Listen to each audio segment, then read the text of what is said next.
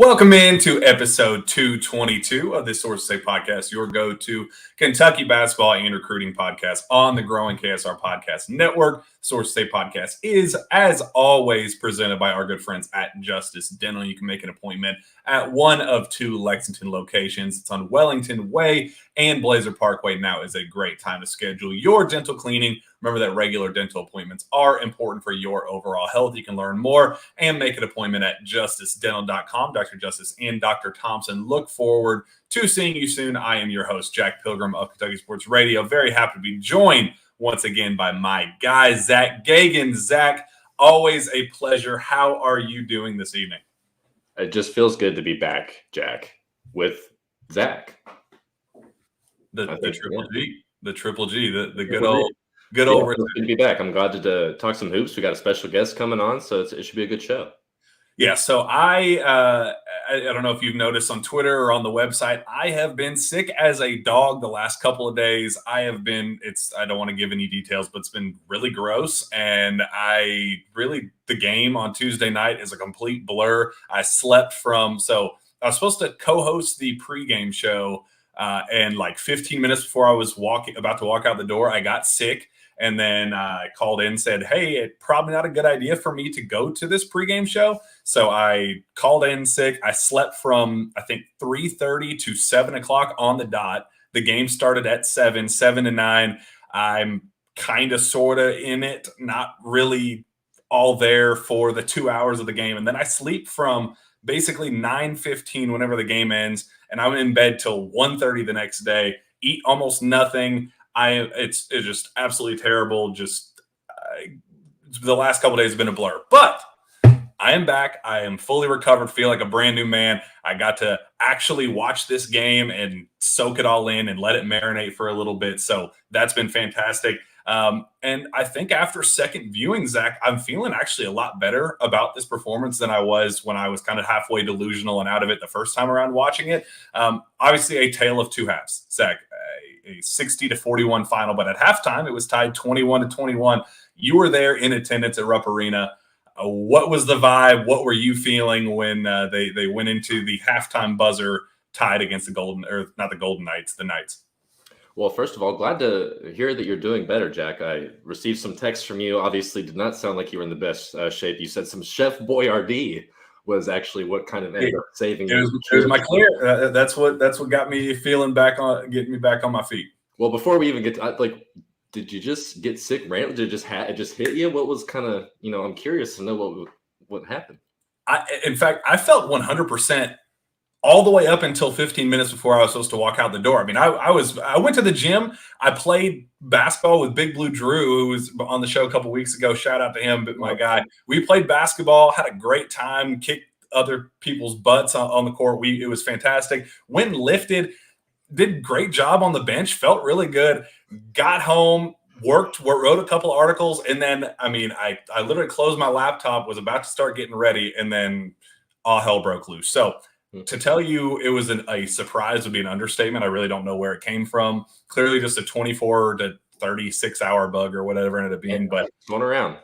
Awful, terrible. Don't recommend it at all, but it does sound like we should all start watching games on clean stomachs then, because that's how you had your revival, I guess. So with your second viewing, as you understood kind of what was going on a little bit more. In my epiphany that it might not be as tragic and devastating as I think a lot of fans thought in the heat of the moment. What I thought in the heat of the moment. Well, from someone who was there, the first half, I will admit, was about as worse as I thought it could get. It was a very somber mood kind of all throughout all of Rupp Arena, even on press row. We were all just kind of looking at each other like, is this happening? Is this really kind of going on?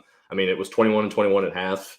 Kentucky just couldn't hit a shot. I don't really know what it was. You can chalk it up to Bellarmine's defense if you want, but I don't think they were exactly, world beaters out there. So it was just, it's not what everyone wanted to see kind of as how the season's been going. Maybe if you beat Gonzaga, a 21-21 tie at Bellarmine maybe isn't as big of a deal, but just kind of how everything led up to that moment, and then for it to be 21-21. And it really wasn't until the last 12 minutes of the game where Kentucky actually put the foot on the gas and finally put on the gas and made it a 10, 20-point lead.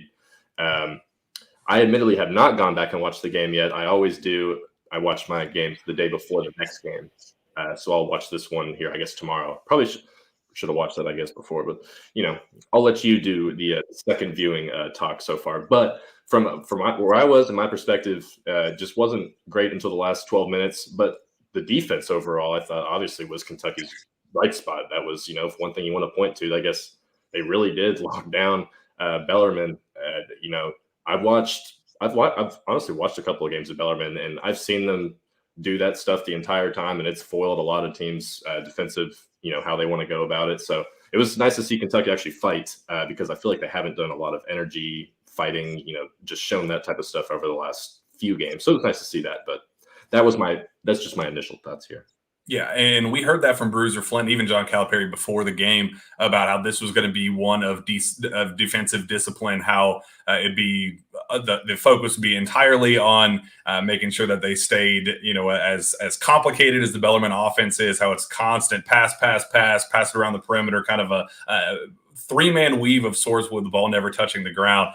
Definitely confusing as I'll get out. And I thought they did a tremendous job there, especially in the second half. Offense definitely turned the tide and ramped things up. And I believe we may be having our special guest come on. I think he just joined us. I want to make sure we did that. So we'll cut a little bit of the Bellarmine talk and get our special guest on, Justin Edwards, Kentucky signee. Make sure that we get the talk with him. Justin, are you there? Yes. Can you hear me? Yeah. What's going on, brother? How are you? What's good? How you, man? Oh, we're good. So we talked a little bit about the Bellarmine win over for Kentucky, but we definitely wanted to get you on. You're going to be here in Kentucky next weekend for the Play-by-Play Classic. First off, how excited are you for that? Just to kind of get back to what's going to be your future home. Good. They never seen me play before, so that's exciting. Like for them to come out and to see me play where I will be playing next year. So that's good. Yeah. I think that you played EYBL in Louisville, right? Is that correct? Yes. So I guess just how cool is it going to be for Kentucky fans to be there in attendance, seeing you for the first time, where you're going to be here, and I guess just here a couple months. It's going to be good because I'm playing against Reed Shepherd, so that's my teammate. So that's going to be a good like just to see both of us play against each other because we never played against each other before. So that's crazy. Yeah. So Reed, we had him on the show a while back, and he said that you guys have kind of gotten close. You guys are in a group chat together. You guys text pretty often. Just how is that relationship kind of developing with all of you guys together? It's getting closer. I was closer with Rob and I got closer with Rob and Reed like throughout the camps and stuff. But it just like us seeing each other more often. It just made us get closer. So I talked to Rob at I think Peach Jam, and he said that he had a dream team in mind, and it was actually everybody that Kentucky ended up signing. He wanted you, he wanted Aaron, he wanted DJ. You already had Reed, and then he committed as well. All five of you guys. What's it feel like to have the dream team now official? It's crazy because Rob is the one that recruited. Rob and Reed are the ones that were the main ones trying to recruit me to come there. And then I was trying to get DJ and Aaron because they're across the bridge. So Aaron, yeah, that was just a good job. Just describe what the five of you guys together. What does that do on the court? How well do you guys think y'all will work together? Good. Nobody know that me and DJ was on teams growing up for team final. He played on final. What was that? Eighth grade, and then he left and went to Scholar. So we already have a little chemistry. I didn't know that. How did you guys play together? You guys formed a little mini superstar duo back then. Yeah. How can I say this? That was my first time playing in the EYBL circuit. So that was a good experience for me. I guess what was the kind of home stretch of getting DJ and Aaron and knowing that those two pieces would be kind of the closing the closing part of forming that dream team and all the excitement behind it. Just what was that kind of final push of making sure those two got locked up? Can you repeat that again? What were the kind of final stages of getting DJ and Aaron committed, and how important they were to that class, kind of forming what you guys wanted to form there? It was really important. I be throwing little shots at DJ and them because I play the game with them a lot. So I'd be Like, yo, we waiting for you. Like, hurry up and like just come join us. Like, just throwing a little like joking about it, but like, yeah. Now, when it came down to your decision to commit to Kentucky, what was that final stretch like for John Calipari, and when he went for the kind of the final kill with you? Wait, repeat it again. My bad. When John Calipari went for the kill with you, the last home stretch of your recruitment, what was that process like, and kind of just the home stretch before you ended up committing? It was good because like it was kind of hard too because like the schools that was recruiting me, like they was telling me what I wanted to hear, but like I just went with my gut and like how I can be successful in the long run, and Coach Calipari was telling me like help me be successful. I know there's a lot of talk about Kentucky being your dream school from the beginning, and why was that? Why was Kentucky such a dream school for you from the start? Because when I started playing basketball, like I used to watch a lot of highlights because I wasn't as good like growing up. I used to I don't know why, I just used to watch a lot of Kentucky highlights. I used to watch Devin Booker, Anthony Davis, all them. So that just became my dream school ever since. Zach, you got anything? I don't want to steal all the spotlight from you. Yeah, I'll go ahead. Justin, nice to see you again, man. I'm curious to know, first of all, what your and Reed's conversations are like right now leading into this game. Any chit or like smack talk at all? Or are you kind of taking it easy? No. Or? I'm gonna wait until we get down there. I like that's my guy right now, but when we on the court, all that go out the window. Now, when you all are talking, do you all talk about how you all want to play together at Kentucky, or when do you all have? I'm sure you all have a group chat together. What are your conversations like talking about Kentucky? That we I don't like that we want to like we all say we want to win national championship. Like every time we text is about like just being successful when we come in next year. And then I'm sure there was a moment probably where it just clicked for you, where you're like, all right, Kentucky's the spot. That's where I want to go. What was that moment for you, and maybe when did it happen? What'd you say? When was that moment for you where you decided that you knew Kentucky was the spot? Like, when did that happen? Oh, like when did I make my mind, like my decision? Yeah, like when did it actually hit you that you were like, all right, Kentucky's the spot for me. I know that's where I want to go. It was Peace Jam, like because like before we got to Peace Jam, I was all like I wasn't myself, like just because I was like so worried about like what school I was going to choose, like what decision I was going to make. So like the last week of Peace Jam, I made my decision like where I wanted to go. And that like after that I was playing so good. Like so just me like making my decision helped me play better. So that was good too. Awesome. Peach Jam, it was kind of a time that you emerged as maybe even the number one player in the class. What was it about that event in particular that you thought kind of allowed you to flourish the way that you did? My coach hard. He pushed me to the point where I am now. So I go like he's the reason that I am who I am today. Like he pushing me so hard. And like last season, I wanted to win for him, so that's probably why I was going so hard. Like everything that I did last AAU was for him. I guess just in terms of your playing style, for somebody that isn't familiar with Justin Edwards and his game, how would you describe how you play? I can do a little bit of everything, like defend, rebound, off, like I can do everything, a little bit of everything.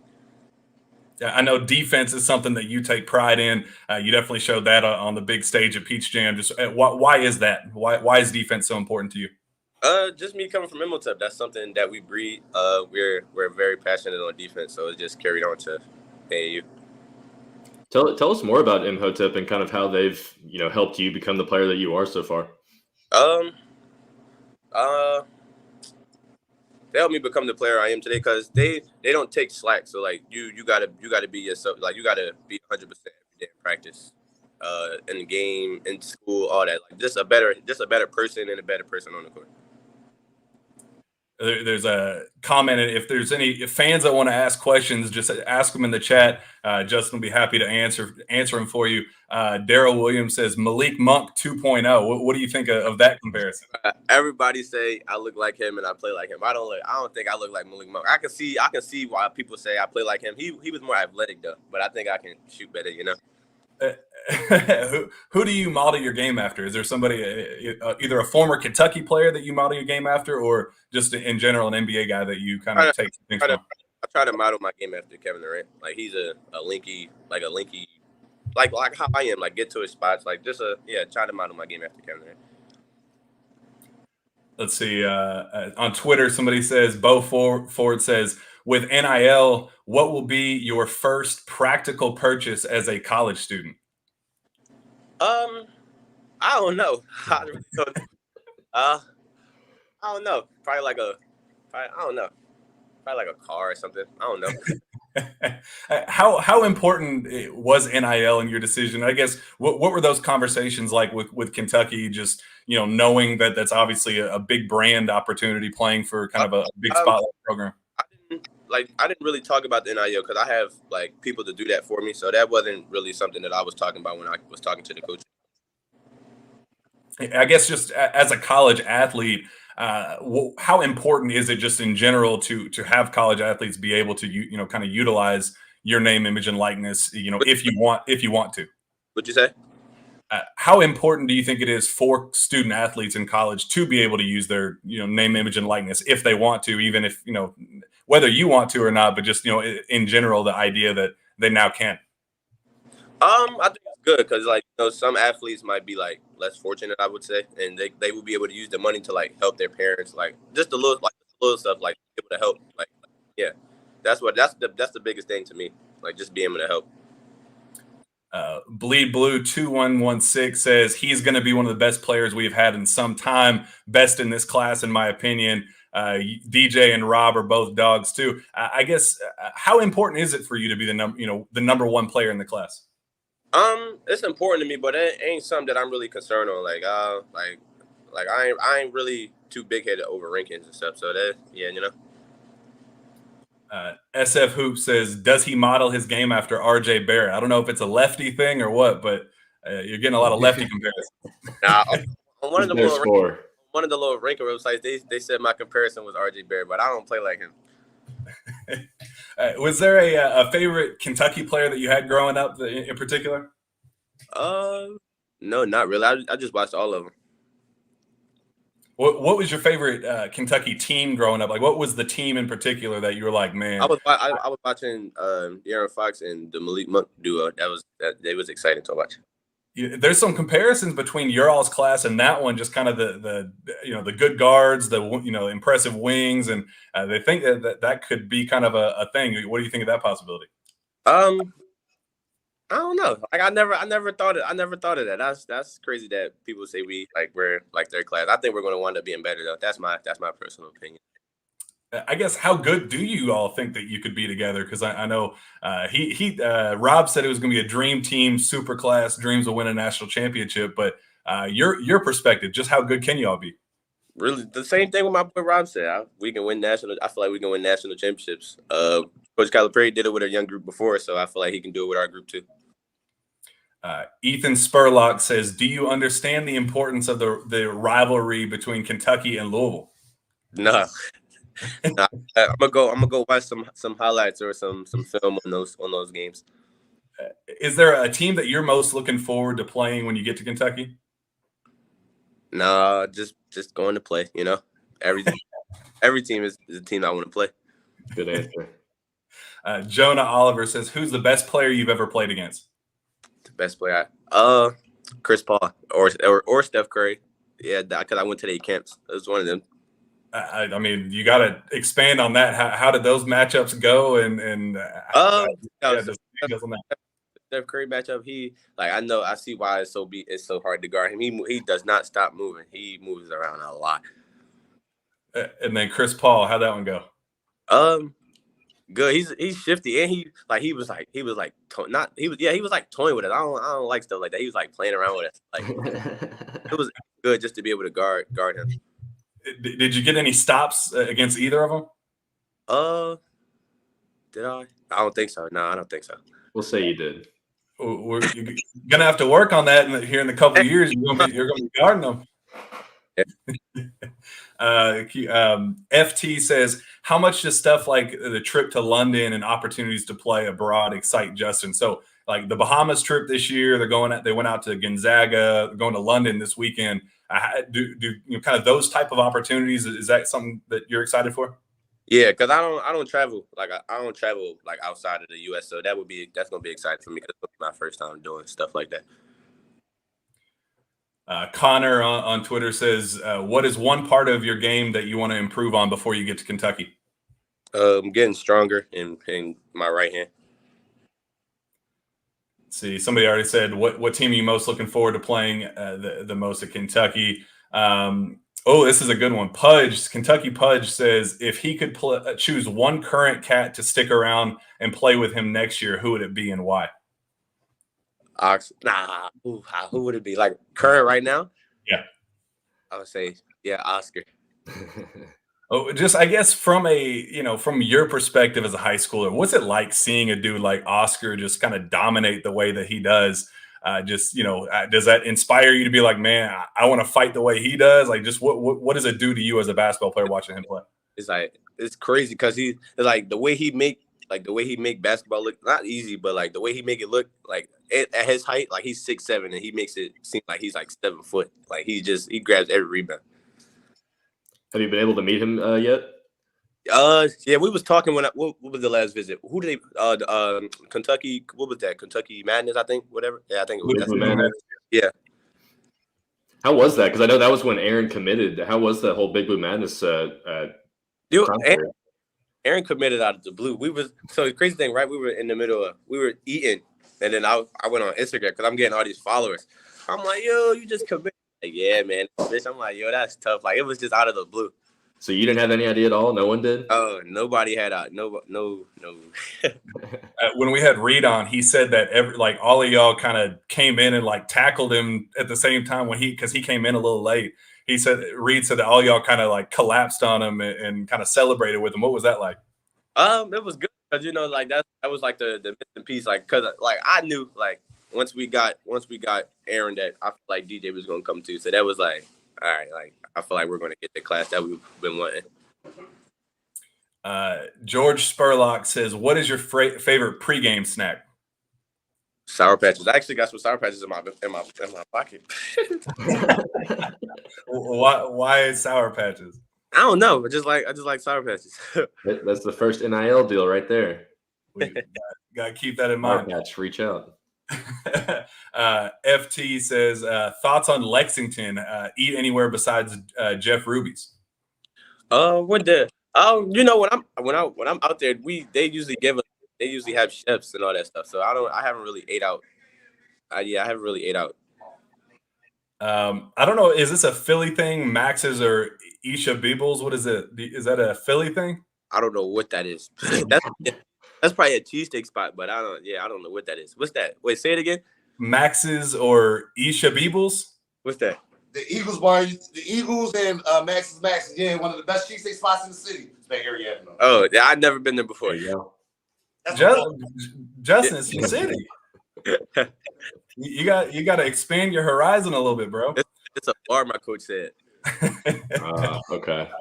Nick McCardell, which future teammate is Justin looking forward to playing with? So I guess in this upcoming recruiting class, who are you most looking forward to playing with? All of them. All of them? Yeah. All right. Big Blue Drew on Twitter, king of the court, 3 dribbles from the top of the key. What's in your bag in that scenario? Winning. That's my bag. What you get 3 dribbles. What's your go-to to score in king of the court?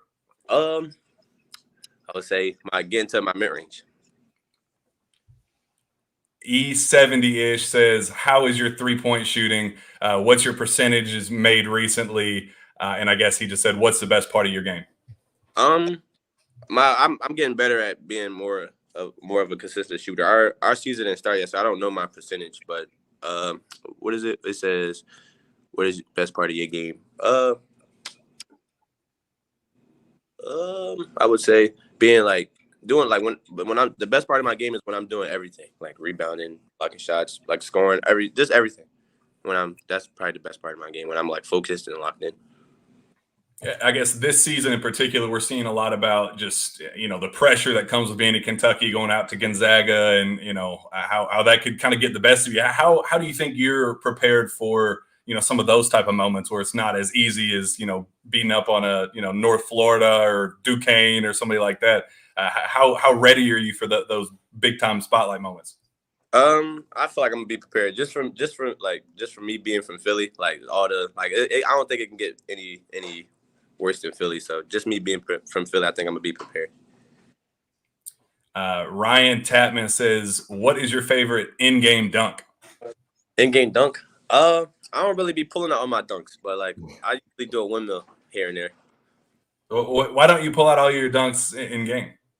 That's I don't know. Just do the windmill. I'll probably pull out something new this year, like senior year. So I'll probably pull out something down Kentucky. Like I don't know. Dunk contest at Big Blue Madness. He'll be there. Let me see if we're missing. If you got any other questions, give them a shout. We don't want to keep them on too much longer. Let's see. Michael TB says, "Just want to say, I love that Justin chose UK. He dodged a bullet by choosing UK over Tennessee. I hope he locks in on beating them 3 times." We talked about the Louisville rivalry, but that Tennessee rivalry is pretty crazy too. Are you ready for kind of the backlash of that after your decision to choose them over? Yeah, I'm already preparing myself for that because after I committed, I was like, I don't know, like I like looking at like tweets like that, so I was just looking at him and just laughing like how. Connor Rigg, if you watch high school basketball mixtapes, who is the best one you've ever watched? I would say who mixtape? I would say Sharif Cooper and Greg Brown. Like that. What's that mixtape? That Greg Brown mixtape. I think it was his senior season when he was like dunking on everybody. Yeah, was that his AAU one when he was with the Titans with Cade, or the high school one? It was high school. Yeah. This is kind of a tough question. FT says, how does he feel about being called more of a Robin than a Batman? Maybe his thoughts on making teammates better than doing things all by himself. So I guess just the mindset of you being, a complimentary piece too, on top of, being a star player as well. I feel like I'm gonna be fine. Like that's how I am now. Like I ain't really like I ain't one of the people that just to go shoot 1,000 shots. Like I stay in my box. Like I do what I know I can do. Like I probably shoot like 14 shots a game now. So it's like I don't really pay. I feel like I can be myself. Well, I guess because that was such a recruiting pitch for some other schools for you, come and get as many shots as you want a game. How did you differentiate that with a place like Kentucky, where they obviously don't promise that? Because I know I was gonna play with other good guys, and that's like me being here, me being at Imhotep. I'm here, but I don't even shoot a lot of shots here. So I wanted to go somewhere where I could still be myself and still shoot the amount of shots that I shoot now. Nick McCardell says, which blue blood are you looking forward to playing against the most? Kansas, UNC, or Duke? Duke. Me, Jared, McKenzie, and Kayla, we all got a little rivalry from Slam. Cause look, Jared picked Rob, and we wound up picking McKenzie, and they was like, "Yo, you picked my teammate." And I'm like, "Yeah." Oh, that's awesome, man. Last thing I got for you, Zach. I don't know if you have anything. Just give a scouting report of the other 4 signees: DJ, Aaron, Reed, and who am I missing? And Rob. Yeah. Give a kind of just a mini scouting report of all 4 of them. Scouting report? How, like a game plan scouting report? No, like how would you describe Reed's game? How would you describe Rob's game? All 4 of them. My boy Reed here. I haven't really seen Reed play like that, but when I did see him play, like he can, like my boy can flat out shoot, can slash a little bit, all that. Same thing with Rob. Rob got sneaky bounce, so he'll dunk on you, cross you over, and all that. Same thing with DJ. DJ don't even like dunking like that. DJ, I barely see DJ dunk, but I know he can do all the dunk stuff.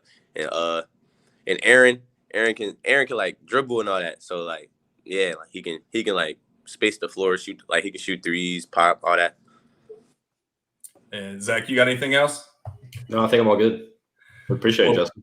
Justin, we appreciate you coming on, brother, and excited to see you here in Louisville. We'll be here for the Play-by-Play Classic, and excited to see that matchup between you and Reed. Yes, sir. Appreciate you, brother. All right. How about that, Zach? That was awesome. Oh, yeah. No, he's great. Love talking to Justin. Yeah, we've talked about this in the past, how the bluntness of Justin kind of took us the kind of the wrong way the first couple times we interviewed him. It was just very like he's short at times, but just very direct with what he said. So when he would say things in his recruiting updates where he'd be like, "Nah, I'm not really messing with Auburn anymore," something would be like, "Oh, that was kind of direct." And then everything he said was just always true, and it just the honesty was always just very genuine, and I've grown to just absolutely love that kid. He's just the best. Yeah, he's not going to say too much or too little. He's going to say exactly what's on his mind. So I've grown to love that about him, honestly, and I think he'll do great in media settings and things like that. He's just got a good head on him. So, and I'm still kind of in the boat that I think he's going to be the best, of the five. I think he'll end up being the best guy that plays for Kentucky. Maybe probably the best NBA player if you have to shove them all to the next level as well. So I'm very excited for him to get here. Yeah, absolutely. And there's the reason why we brought him on, like we talked about, the play-by-play classic next Sunday, December 11th at Freedom Hall. It's going to be an all-day event. The headliner, Emotep against North Laurel, Reed Shepard versus Justin Edwards. Going to be an unbelievable matchup. We're very, very excited for that. Oh, yeah. That's going to be there too. I know we've got, I think Jasper Johnson, I believe, is playing in that from Trinity. Am I right on that? Yes. Yeah. And then you got North Oldham as well, has a kid, Dallas Roberts. So there's going to be a lot of good talent. I think there's 8 total games spread out throughout that day. So obviously the headliner is Reed versus Justin, but that's going to be just a really fun day in general. A lot of good games, a lot of good talent. Yeah, so that make sure you buy tickets. They're available on Ticketmaster right now. You can go see the future Wildcats in action. You've heard from Justin. They've never played against each other. This is a brand new thing for both of them. So we're definitely excited for that. We're going to have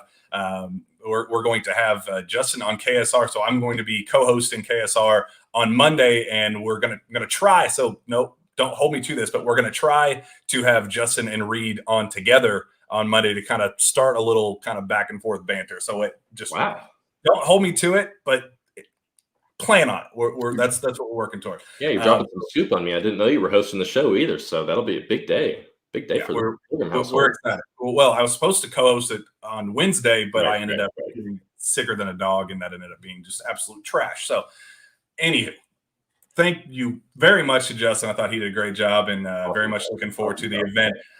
Looking forward to the event next Sunday. It's going to be a blast. Zach, let's jump back into the nitty-gritty of this Kentucky Bellarmine game. So the first half was about as ugly as it gets, but the second half was actually a lot to like, especially defensively. I thought Kentucky was really, really, like you said, high energy. I thought they rotated well. I thought they were extremely disciplined and just really attentive and held Bellarmine to its season low in scoring and extremely inefficient numbers, 30% from the field, 28% from three, made things really, really uncomfortable for them. And then offensively, Antonio Rees exploded from three, or I guess, not just from three, but all three levels. And then CJ Frederick, he hits back-to-back threes to kind of open things up. What was the difference between first half and second half, you think, especially offensively? Well, if I'm looking at this ticker correctly, I think we're about to talk about it in a second. But the last 12 minutes, it was Cal stuck with 5 guys. CJ kind of came in a little bit, but it was 5 guys, if I can remember correctly. It was Xavier, Kaysen, Antonio, Jacob, and Oscar. He pretty much stuck with those 5 guys for pretty much the entire second half for the most part. CJ came in for a little bit, but once he just kind of cracked down and rolled out with the same guys, that it just helped them all kind of get together. Part of it was Antonio just started hitting shots too. Yeah. Jacob was a lot more aggressive in the second half. He and Cal both mentioned that in the post game, how he just kind of, he needs to do it for a whole game, but at least he's showing, at points that he can go and do that. So if he does that in the first half, he probably has just a much better all-around game, and Kentucky is probably in a much better position too. But aggressiveness from Toppin, just some continuity with the lineup, Antonio making shots. That's really all just kind of what it boiled down to. There really wasn't, some sort of secret. I think Bellarmine probably wore down a little bit too, just because literally their entire offense was the entire 30-second shot clock. They were just moving the ball around. Like Kentucky probably got tired from doing that, but I'm sure Bellarmine got tired from doing that too. So I think that's kind of how it all just fell apart for them at the end. But still positives for Kentucky, obviously.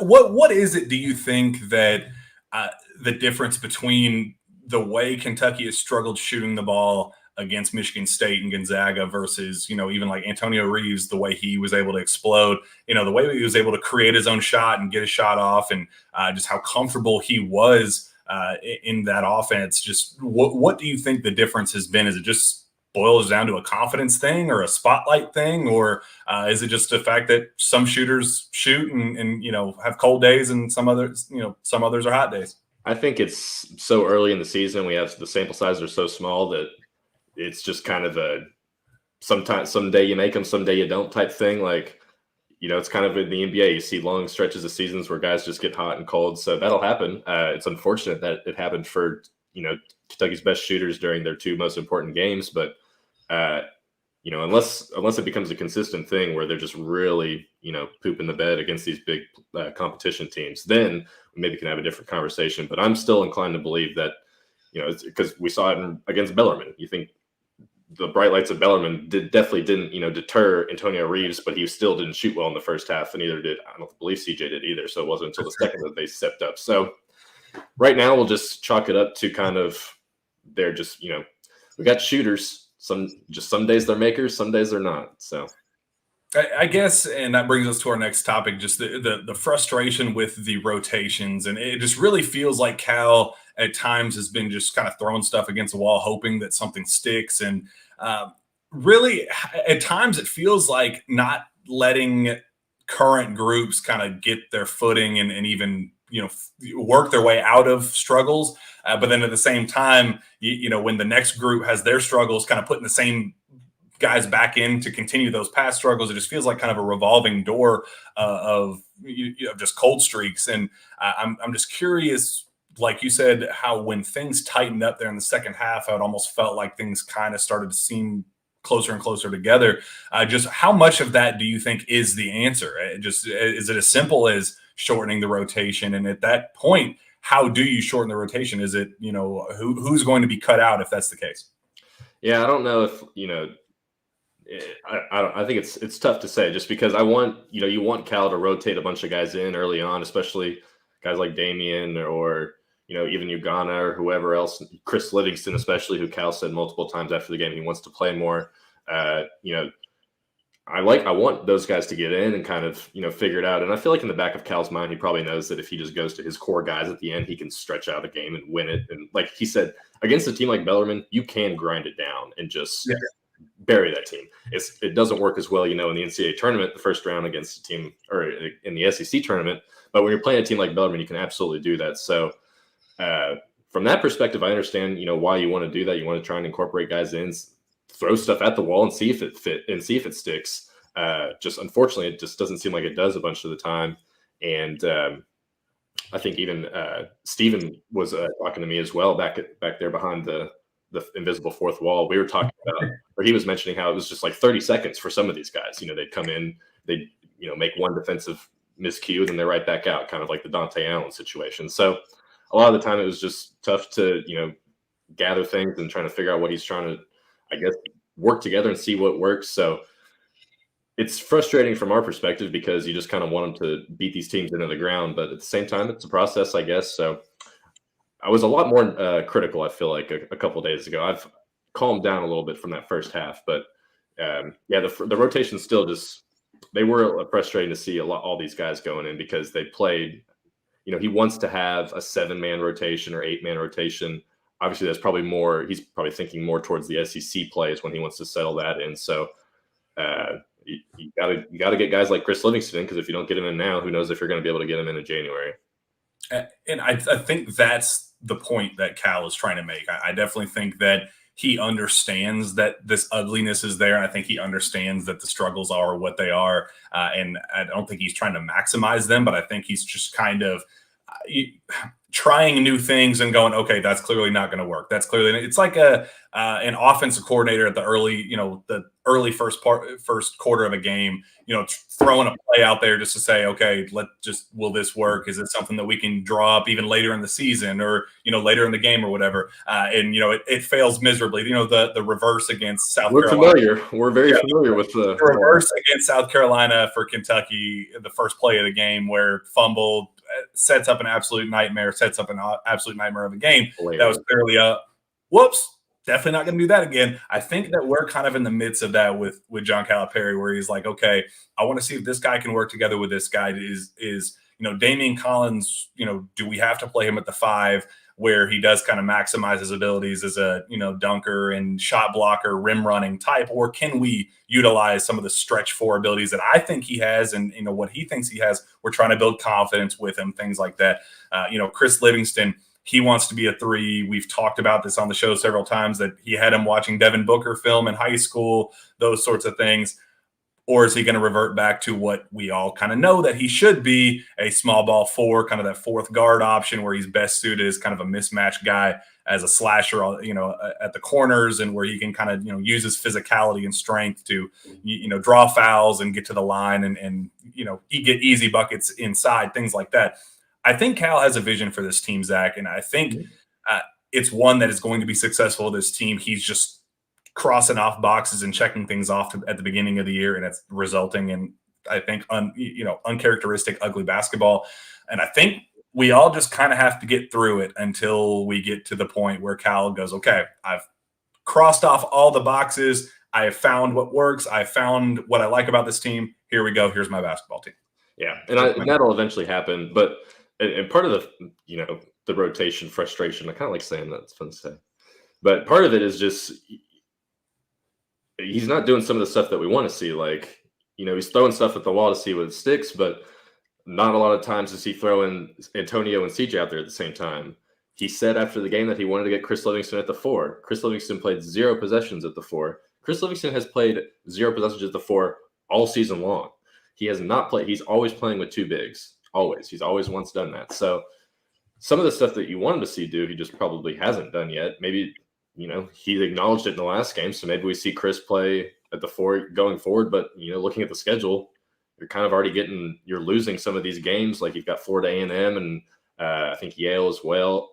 Wow, that sounded really country when I said Yale as well. But yeah, but other than that, you got Michigan, UCLA. Like there's going to be a lot of really good teams, and it's going to be tough to experiment at that point. So I would like to see some of the more spacing of the floor, less big guys. Damian Collins at the 5, Chris Livingston at the 4. Like those are some of the things that I'd rather see, as opposed to playing Lance Ware and Jacob Toppin together for 3 minutes at a time.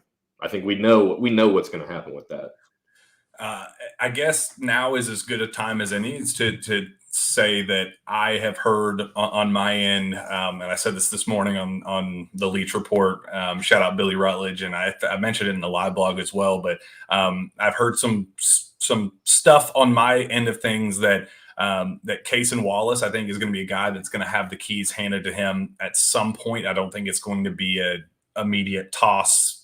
Take it for a joyride and enjoy the rest of the season. I definitely think it's going to be a process that they're going to ease into. But I have heard that ideally this team is one that kind of maximizes that shooting, especially in late game situations, by having Cason on the floor as a primary ball handler alongside guys like Antonio and CJ, and maybe that's an opportunity to put Chris out there at a 4 and then Oscar at the 5 and, maximize versatility on the team in that regard. I have heard that is definitely a point of emphasis. I don't know how quick it's going to be. And look, that is not taken as a shot at Xavier. I do think that, I don't think it was the best game for him. 6 points, 2 of 6 shooting in 35 minutes, 4 turnovers, 6 assists with 4 rebounds. At the end too.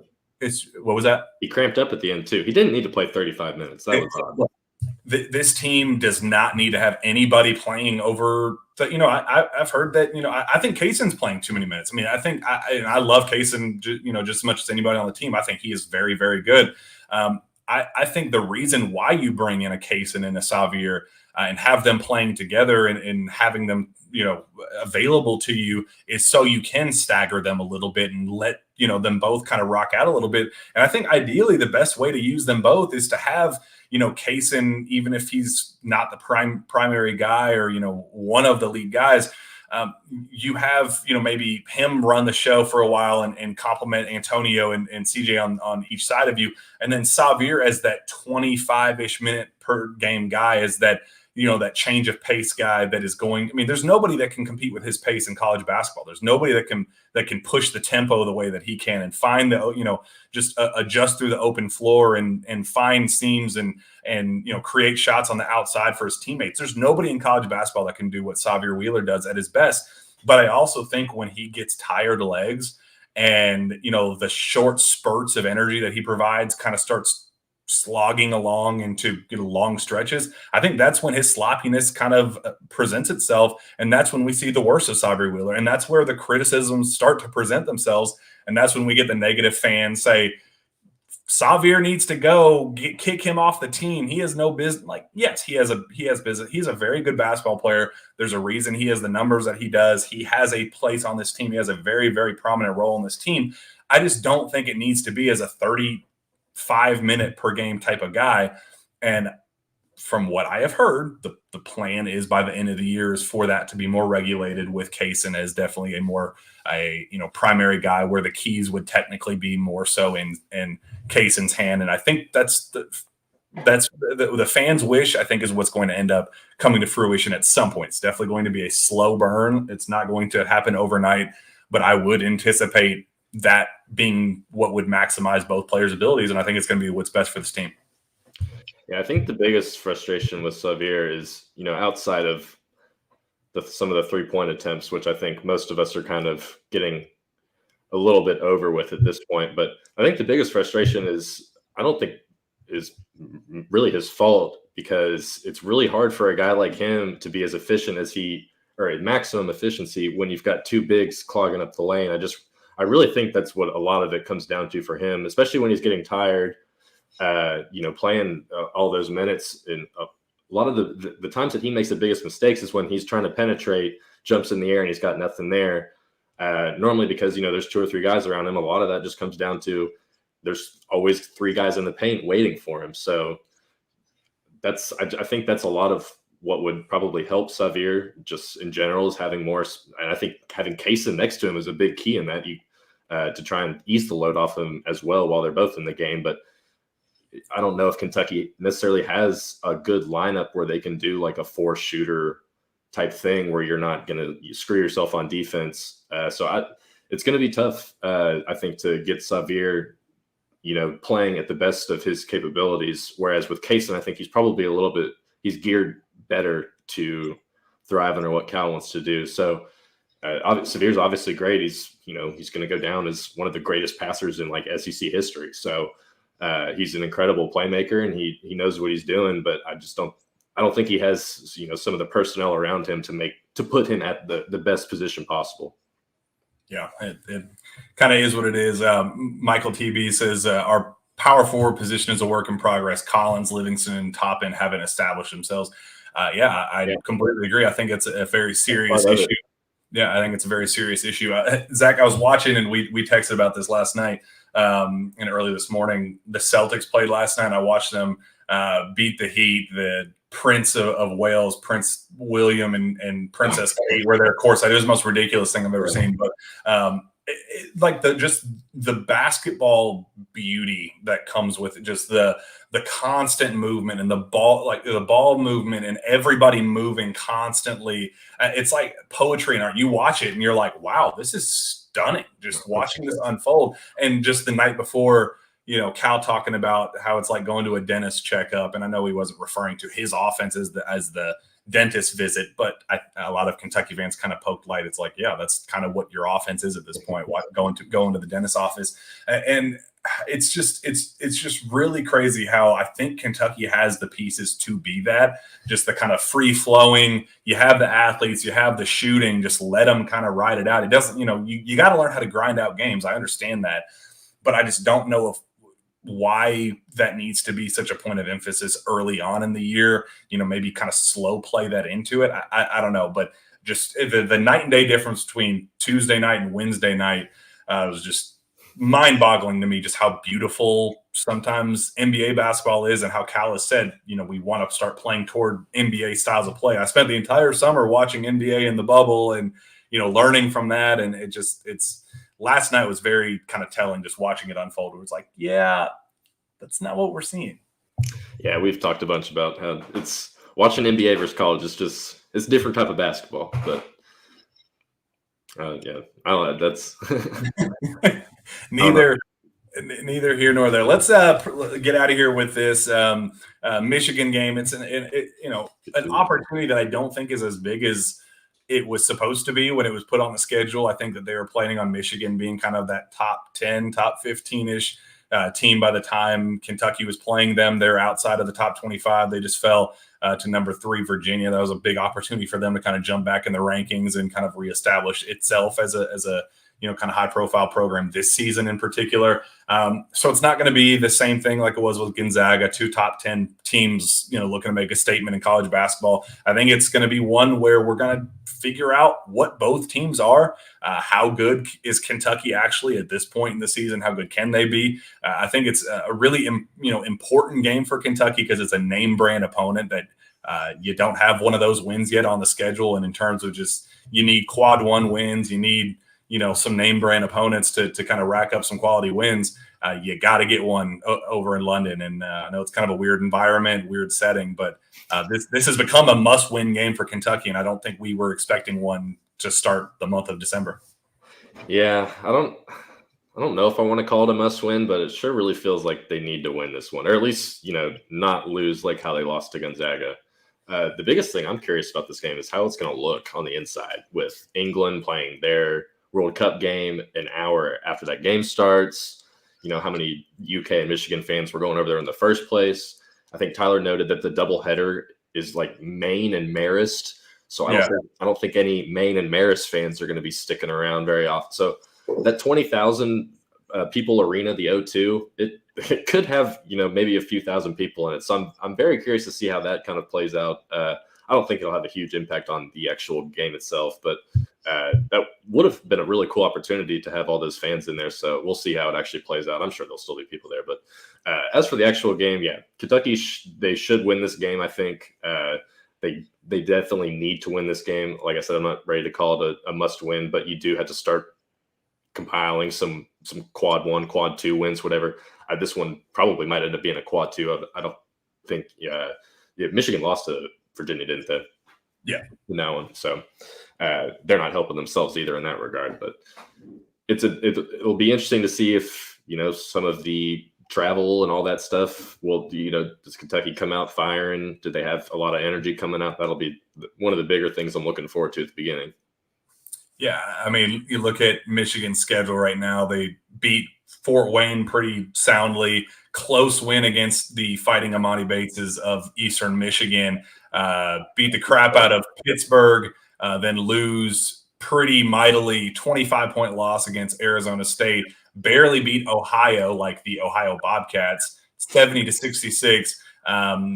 Beat Jackson State by 10, and then lose against number 3 Virginia. So not a great resume in the slightest for it's just kind of an ugly match. This event was scheduled before COVID even started. And, this was supposed to be kind of the first trip overseas for everybody. And there was so much excitement behind it, but it's died down quite a bit. And I just don't think that I feel like this game would be better suited in February or, a random, like where the, Big 12 SEC Challenge game is or something like that, where it's kind of in the heart of SEC play or something. It's just a really weirdly timed game against a weird opponent. But unfortunately, it's maybe not must-win territory, but 5-3 going into December is definitely not a position that you want Kentucky to be in. Yeah, it would not be good. And like the timing of this game, honestly, I don't think it could be any worse with how it's set up with the World Cup happening, because obviously you can't plan for them pushing the World Cup back 5 months or whatever it was. So just having all of that going, it would be a lot better if Kentucky had pulled off the Gonzaga win, or maybe Michigan beats Virginia and maybe drum up some little bit more hype. But yeah, there's just not a lot going into this game. Kentucky's going to need to win it. And like I said, the energy levels, that'll be what I'm curious to see if they, how are they going to come out against a team like Michigan, who has the big name, but maybe hasn't performed as well as they should have so far. Well, we will see. That game takes place on Sunday. We're excited for that. We'll break it all down after the fact. Definitely looking forward to that. Zach, Been a lot of fun. Appreciate Justin Edwards coming on. It was a great conversation. Love talking to him as always. Great kid. Very much looking forward to him not only getting on campus, but just this game next week. We're very much looking forward to that. We will be there, boots on the ground. KSR will be several people deep, and we'll definitely give you all the coverage that you need from that event. But Zach, I know that's something that you're very much looking forward to, play-by-play classic at Freedom Hall. Oh yeah, no, that's going to be an awesome event. It's mainly because of all the other, like obviously the Reed and Justin is a headline, but there's going to be a lot of really good talent that I haven't gotten to watch. Jasper Johnson I mentioned before. I have not been able to watch him in person yet, so that's a guy I really, really want to see. So yeah, it's going to be awesome. Hopefully we can just do it more often too. I think they do it in Ohio as well, and so they bring it around a lot of states. So it's an awesome event. Yeah, week after, I think the Bronny James is the headliner, and I think the Ohio one. Yeah, Darren Peterson's going to be in that one, and Gabe a chip up there, won't we? Yeah, a couple other ones, and so it's definitely something to keep an eye on. But we'll be there, boots on the ground in Louisville for that. But that wraps up this show. Appreciate all the people reaching out with comments, questions for Justin. He definitely appreciated all the questions that you guys gave him. Zach, appreciate your contributions as always. Great stuff. Always appreciate you coming on. Why don't you tell fans where they can find your work? Well, you can find me as always on KentuckySportsRadio.com. Great website, or on 3.com/Kentucky Sports Radio. Shout out to our big bosses there. Or you can find me on Twitter at ZGagan, KSR. Gagan is GeoGheGAN. It's a triple G. It is the triple G. You can find me on Twitter at Jack Pilgrim KSR. Reach out to me via email, jpilgrim@KentuckySportsRadio.com. That will be back next time for the Jam Packed Sources Say podcast. We will see you then.